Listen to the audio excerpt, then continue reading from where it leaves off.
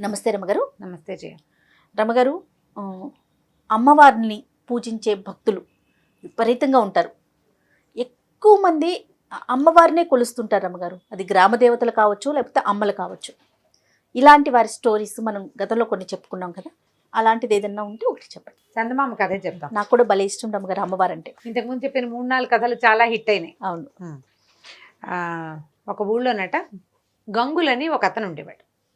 ఈ గంగులు ఏంటంటే చిన్న గారడివాడు అనమాట. పిల్లి మొగ్గలేయటం. ఆ తర్వాత ఏమో ఈ బంతుల్ని ఇలా ఇలా ఎగిరిస్తారు, జంగ్లింగ్ ఏదో అంటారు దాన్ని, జగ్లింగ్. బాల్స్ ఎగరేయటం, బంతులు ఆడించడం, 6-7 బంతుల్ని ఇలా 2 చేతులతోటి ఆడించడం, జగ్లింగే. అలాగే గుర్తుంది దాని పేరు ఇంగ్లీష్లో. బంతులు ఆడడం అంటారు మన వైపు. తర్వాత మొగ్గలేయటం, పిల్లి మొగ్గలు రకరకాలవి, రింగులో ఇంచి కూడా మొగ్గ వేయటం, అలాంటివి చేసేవాడు. గారడి పనులు చేసేవాడు. సర్కస్లో చిన్న సర్కస్లో లాగా. అంటే ఈవిడు సర్కస్ అంటే పెద్ద రకంది కదా. ఈ ఊళ్ళల్లో ఉండే గారడి వాళ్ళు ఏంటంటే రోడ్డు మీద ఏదో పిల్లి మొగ్గలు వేస్తే వారా వీరా ఓ 10 మంది చేరేవాళ్ళు. ఓ 5 పైసలు 10 పైసలు, ఆ రోజుల్లో పైసల రోజులే కదా, డబ్బులు వచ్చేవి. అయితే ఇతను ఎక్కడికైనా వెళ్తే తన పొట్టకి సరిపడా సంపాదించుకోగలిగేవాడు, అంతకంటే లేదు. అందరూ చూసేవాళ్ళు, ఎవరైనా ఇచ్చిన కలిగిన వాడు ఇచ్చేవాడు. లేదా ఆ ఊర్లో ఇంచి పోతుంటే ఏ మున్సబ్ గారో ఎవరైనా ఏమిట్రా ఖాళీగా ఉన్నామంటే 2 మొగ్గలేసి 4 బంతులు ఆడిచి, లేదా జాంపళ్ళు ఏమైనా కనిపిస్తే 4-5 పళ్ళని ఎగరేసి వాళ్ళకి కాస్త సరదా పుట్టిస్తే ఆ పూట అన్నం పెట్టేవాళ్ళు. ఏదో ఒడ్లు పోయిండ్రా వీడికి గంగులకి కాసిన మినువులు ఇవ్వండిరా అంటే ఆ 4 వస్తువులు తెచ్చుకునేవాడు. అట్లా 3-4 ఊళ్ళని ఆశ్రయించుకుని తిరుగుతూ ఉండేవాడట. ఈ గంగులు ఉన్న మా సొంత ఊర్లో ఒక అమ్మవారి దేవాలయం ఉండేది. అయితే ఏమైందట, ఈ వయసు రీత్యా అతను యంగ్గా ఉన్నప్పుడు ఆ ఊరు ఈ ఊరు 4-5 ఊళ్ళు తిరిగేవాడు, ఏదో 10 రూపాయలు తెచ్చుకునేవాడు. వివాహం కాల అవివాహితుడు అతను ఒక్కడే ఉండేవాడు. క్రమంగా పెద్దవాడు అయ్యే కొందికి మనుషులు నునుపు తగ్గిపోతుంది కదా. ఇతను మొగ్గలేసినా పెద్దగా చూసేవాళ్ళు కాదు జనం. ఈ జగ్లింగ్ చూసేవాళ్ళు 5 పైసలు 10 పైసలు కిట్టేది, ఎక్కువ దొరికేది కాదు. ఊరికే అంటే దాచుకునేందుకు 10 రూపాయలు దొరికేది కాదు, కానీ అన్నం మాత్రమే దొరికేది. అయితే ఏమైందట, 12 ఏళ్లకో 16 ఏళ్లకో ఒక్కసారి ఆ ఊరి అమ్మవారికి జాతర చేస్తారు. అయితే అతను ఆ ఊళ్ళో ఈ ఊళ్ళు తిరుగుతుండగానే అమ్మవారికి జాతర అని కబుర్లు తెలిసినాయి. ఊళ్ళల్లో టముకేసేవాళ్ళు. ఈ ఊళ్ళో అమ్మవారి జాతర అనుకో, ఒక డప్పు పుచ్చుకుని ఒక అతను వచ్చేవాడు. అవును, ఈ ఊళ్ళో టముకేస్తారు అమ్మవారి జాతర, అందరు కొలుపులు జరిపించండి అహో అని టక కొట్టేవాడు. ఈ టముకు వేసిన వాడు మొత్తం 4-5 చుట్టుపక్కల ఊళ్ళలోనూ వేసాడట. ఈ గంగుల అమ్మవారి జాతర కదా అని అతను కూడా వచ్చేసాడు. నెల ముందు నుంచి మొదలైనట దేవాలయం దగ్గర పనులు. పందిళ్ళు వేసేవాళ్ళు, పాకలు వేసేవాళ్ళు. ఆ ఊళ్ళో ఉన్న అన్ని కులవృత్తుల వాళ్ళకి చేతి నిండా పని. అందరూ అమ్మవారిని సేవించుకునేవాళ్ళే. ఈ జాతరలో నిత్యం భోజనాలు పెట్టేవాళ్ళు. రోజువారీ అప్పట్లో భోజనాలంటే కుండలతోటి వండేవాళ్ళు. కట్టెలు కొట్టుకొచ్చేవాడు, పొయ్యి అలికేవాడు, వాకిళ్లలో నీళ్లు చల్లేవాళ్ళు, ముగ్గులు వేసేవాళ్ళు, కుండలు చేసేవాళ్ళు, ఫ్రెష్ కుండలు ఎప్పటికప్పుడు వంటకి. ఇక తాటాకులు, తాటికమ్మలు, అన్ని పనుల వాళ్ళకి పనులు. ఈ గంగులు అనుకున్నాడు, నాకు ఏ పని లేదు, నేనేం చేస్తాను అమ్మవారికి సేవ, నాకు ఏ కుల వృత్తి రాదు. ప్రతివాడికి ఏదో ఒక పని ఉంటుంది. ఇక విపరీతంగా జరిగిన ఉత్సవాలు. రోజు ఉత్సవంలో అన్నం పెట్టేవాళ్ళు, తినేవాడు. వీళ్ళ అమ్మవారిని దర్శనం చేసేవాడు. అందరూ చేస్తున్న పనులు ఏదైనా కుదిరితే చేతి సాయం చేసేవాడు. ఎవరైనా బస్తా ఎత్తున్నారనుకో ఇతను కూడా పోయి బస్తా ఎత్తేవాడు. ఎవరైనా కుండలు దొంతుగా పెడతారనుకో 4-5 కుండలు చేత్తో పుచ్చుకుని తీసుకెళ్ళి పెట్టడం. అట్లా పనులు చేసేవాడు. కానీ తనే ఒక పెద్ద పనికి సహాయంగా చేయలేకపోయినందుకు ఎంతో దిగులు పడేవాడట. సరే, గడిచినాయి రోజులు. అమ్మవారు జాతర 10 రోజులట. నెల రోజుల నుంచి పనులు మొదలైనవి. పనులు అవగానే జాతర మొదలైంది. 10 రోజులు జాతర జరిగింది. ఈ 10 రోజులు పగలు ఉపవాసం ఉండి రాత్రి భోజనం చేసేవాడట ఈ గంగులు. ప్రతి పగలు ఉపవాసమే. దీంట్లో పెట్టిన పందిట్లో అన్నం తినేవాడు కాదు. సాయంకాల పందిట్లో అన్నం తినేవాడు. అక్కడక్కడే తిరుగుతూ ఉండేవాడు. సరే, ఏమైందట, 10వ రోజు అందరూ మొత్తం ఊళ్ళో నుంచి వచ్చిన జనాలంతా, ఇప్పుడు మన ఊళ్ళో జాతర అంటే మనం చుట్టాలను పిలుచుకుంటాం కదా, ఈ వచ్చిన చుట్టాలు వీళ్ళంతా ఆ రాత్రి దీపాలు పెట్టే వేళకి భోజనాలు చేసి ఎవరి దారిని వాళ్ళు వెళ్ళిపోతున్నారు బయటికి. గుడి దాదాపుగా ఖాళీ అయిపోయింది. గంగులు ఏం చేశాడు, గుళ్ళోకి వెళ్ళాడు. ఈ పురోహితుడు, ఈ దేవాలయం అర్చకుల్లో ఒక ఆయన అన్ని తలుపులు 11 గంటల వేళ తలుపులన్నీ వేసున్నాయో లేదో చూడ్డానికి వచ్చాడు. జనమంతా సద్దుమణిపోయారు. ముందు రోజు రాత్రి దాకా గుడి సందడిగానే ఉంది. జనాలు ఇక్కడ పడుకునేవాళ్ళు, సన్నాయి వాళ్ళు, వాద్యగాళ్ళు, మేళగాళ్ళు, బోళ్ళంతమంది సంగీతాలు పాడేవాళ్ళు అందరూ పడుకుంటున్నారు. ఇవాళ రాత్రికి ఎవ్వరు లేరు. ఆ రాత్రి నిద్ర చేయకూడదు. 9వ నాటి రాత్రి నిద్ర చేయకూడదనో ఏదో నియమం. 10వ నాటి రాత్రి అందరు వెళ్ళిపోతున్నారు. ఈయన తలుపులు వేసున్నాయో లేదో చూద్దామని ఊరికే వచ్చాడు. ఇంటికి వెళ్ళిపోయిన వాడే.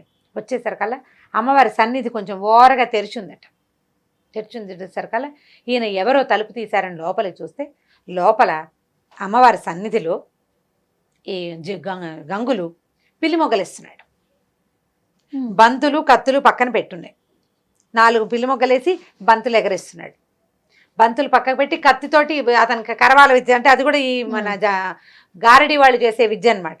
చేస్తున్న తర్వాత ఈయన తెల్లబోయి ఇదేమిటి వీడు ఈ రాత్రిపూట ఇట్లా చేస్తున్నాడని ఏం చేశాడు, తను ఒక్కడు వెళ్ళకుండా గబగబా వెనక్కి వెళ్ళి ధర్మకర్తని మిగిలిన అర్చకుల్ని పిలుచుకొచ్చాడు. ఆ రోజు 9 రోజులు అర్చన చేశారా. 10వ నాటి రాత్రికి అమ్మవారు ఇట్లా కుంకంతో మునిగిపోయి ఉందట. మొత్తం అంతా కుంకపు రాశి, ఆ రాశిలో మునిగి ఉంది ఆవిడ. ఇంత విగ్రహం ఉంది. రోజు అర్చనే కదా, పొద్దున సాయంత్రం మధ్యాహ్నం 3 పూట్ల అర్చనలతోటి కుంకపు రాశి అనమాట. మర్నాడు 11వ రోజు ఆ కుంకం అంతా తీసి పొట్లాలు కట్టి అందరికి పంచుతారనమాట. ఈ కుంకపు రాశి కనపడుతోంది. ఆ కుంకపు రాశి ముందే ఇతను చేస్తున్నాడు.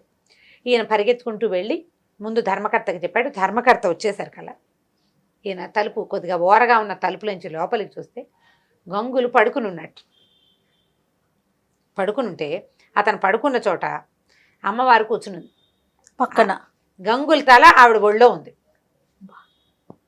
ఒళ్ళో ఉంది. ఏం చేస్తోంది ఆవిడ, పమట కొగ్గుతో ఇట్లా ఇట్లా ఇట్లా ఇట్లా విసురుతోందట. చెమటలు పట్టి ఉన్నవాడిని వాడి మొహం మీదకి గాలి విసురుతోంది అమ్మవారు. విగ్రహం ఉండాల్సిన స్థానంలో విగ్రహం లేదు. ఈవిడ ఇక్కడ కూర్చునుంది. ఆవిడ ఒళ్ళో ఉన్నాడు. అతను ఒళ్ళో తల పెట్టుకుని పడుకుని ఉన్నాడు. ఈయన అట్లా నిర్ఘాంతపోయి నుంచున్నాడు. ఈ లోపల ముందెళ్ళిన పూజారి ఉన్నాడు కదా, చాలా మందిని 5-6 పూజారులను పిలుచుకొచ్చాడు. అందరూ తలుపు తోసేశారు కల్లా గంగులు పడుకుని ఉన్నాడు. ఇంకెక్కడ ఏం లేదు. ఈయన ఏమో ధర్మకర్త నేను చూశానంటాడు. ఇక్కడ ఏమీ లేదు కదండి, అలా ఏం జరగలేదంటే ఈ కుంకపు రాసి ఉంది కదా, ఈ రాశికి బయట వైపు ఒక పాదముద్ర ఉందట కుంకంలో. అంటే ఆవిడ అందులోంచి అడుగు బయట పెట్టి వచ్చింది. వీళ్ళెవ్వరూ దాన్ని చూడలేదు ఆ దృశ్యాన్ని. ఆ ధర్మకర్త ఆయన ఒక్కడే, ధర్మకర్త ఒక్కడే చూశాడు. మిగిలిన వాళ్ళంతా జాతరలో పాలు పంచుకొని జాతరలో సేవ చేశారు. నిజమైన భక్తుడు వీడు. ఆమెకి కోసమే సేవ. జాతరలో ఉన్న వాళ్ళంతా చుట్టాలు పిలిచారు, పక్కలు పిలిచారు, అది చేశారు, ఇది చేశారు.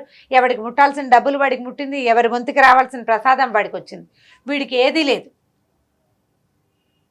వీడికి ఏమీ లేదు. కేవలం అందరూ అమ్మని సేవిస్తున్నారు, నేను సేవించలేకపోతున్నానన్న దిగులు తప్ప. తనకు వచ్చిన విద్యని ఆవిడొక్కదానికే ప్రదర్శించాడు. ఈ 10 రోజుల్లో అతను ఎక్కడ తన గారడిని ప్రదర్శించి 10 పైసలు తీసుకోలే. ఆమె కోసమే చేశాడు. ఆ కుంకపు పాద ముద్రను చూసేసరికల్లా మిగిలిన వాళ్ళంతా నమ్మారట. ఈ కుప్పగా ఉన్న కుంకంలో పాదాల ముద్ర కనిపిస్తోంది. పాదం పొడుగుది కనపడుతోంది, స్త్రీ పాదం అని తెలుస్తోంది. దాంతో అందరూ నిద్రలేపారు అతన్ని.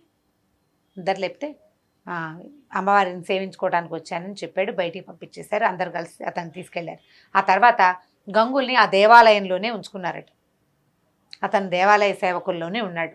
నిజమైన భక్తి ఎవరిదంటే భగవంతుడి కోసమే ఎవరైతే నిస్వార్థంగా ఆయన భగవంతుడి కోసమే చేసే సేవ అని భావిస్తాడో వాడిది నిజమైన భక్తి. వాడి కోసం అమ్మ వాడు అలసిపోతే ఆదరించడానికి వస్తుంది, వాడికి ఆకలిస్తే అన్నం పెడుతుంది. మిగిలిన వాడు ప్రయత్నపూర్వకంగా సాధించాలి దాన్ని. నిజమైన భక్తుడికి ఏ ప్రయత్నం ఒక్కర్ల, భక్తే వాడి ప్రయత్నం, అంతే. అదే సాధనం, అదే ఇంకా ఏమీ లేదు, భక్తే వాడి సాధన.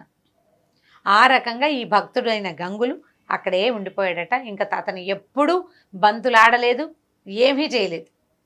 కేవలం దేవాలయంలో ఆ పని ఈ పని చేస్తూ అక్కడే ఆవిడని సేవిస్తూ ఉండిపోయాడు. కథ కంచికి మనం ఇంటికి. చాలా అద్భుతంగా ఉంది రమ్మగారు కథ. అంటే మీరు చెప్తున్నంతసేపు అలా కథలో లీనమైపోతున్నాం. చాలా బాగుంది. పిల్లలకి చెప్తాను కానీ మనకైనా ఒక భక్తిపూర్వక కథ కదా. రైట్, ఇంకొక స్టోరీతో మళ్ళీ కలుద్దామండి. నమస్తే. తప్పకుండా నమస్తే. ఈ వీడియో కనుక మీకు నచ్చినట్లయితే లైక్ చేయండి, షేర్ చేయండి. మరిన్ని వీడియోస్ కోసం మా ఛానల్ని సబ్స్క్రైబ్ చేసుకోండి.